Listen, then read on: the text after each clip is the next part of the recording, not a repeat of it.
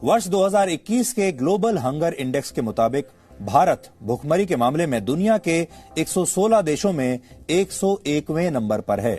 लेकिन एक सच ये भी है कि लॉकडाउन के दौरान प्रधानमंत्री गरीब कल्याण अन्न योजना के तहत भारत के 80 करोड़ लोगों को हर महीने 5 किलो मुफ्त अनाज दिया गया। लेकिन पश्चिमी देशों की गैर सरकारी संस्थाओं को ये सब दिखाई नहीं देता और ये जब भी भारत के मामले में कोई रिपोर्ट तैयार करते हैं तो उसमें भारत की स्थिति को अक्सर बहुत खराब दिखाया जाता है। अमेरिका की एक political intelligence company morning consult ने एक ताजा सर्वे किया है और उस सर्वे में यह बताया है कि प्रधानमंत्री नरेंद्र मोदी इस समय दुनिया भर में सबसे ज्यादा लोकप्रिय नेता हैं। पूरा सर्वे किया गया है और उसमें पूरी दुनिया के नेताओं में सबसे ज्यादा लोकप्रियता और अप्रूवल रेटिंग भारत के प्रधानमंत्री नरेंद्र मोदी को मिली है, जो कि एक बड़ी बात है।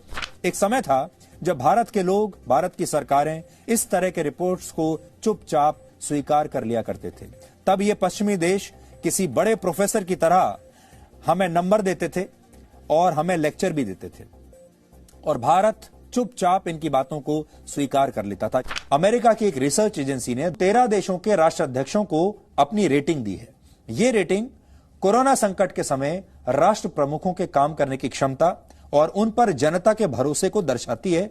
और इस सर्वे में सिर्फ प्रधानमंत्री नरेंद्र मोदी ही अकेले ऐसे ग्लोबल लीडर हैं जिनकी रेटिंग, अप्रूवल रेटिंग कोरोना संक्रमण के बाद भी दुनिया में नंबर 1 है। पश्चिमी देशों की जो बड़ी बड़ी संस्थाएं हैं अपने आप को एक जज की तरह समझते हैं और ये पश्चिमी देशों की संस्थाएं ये समझती हैं कि ये सब करने का लाइसेंस इनके पास है।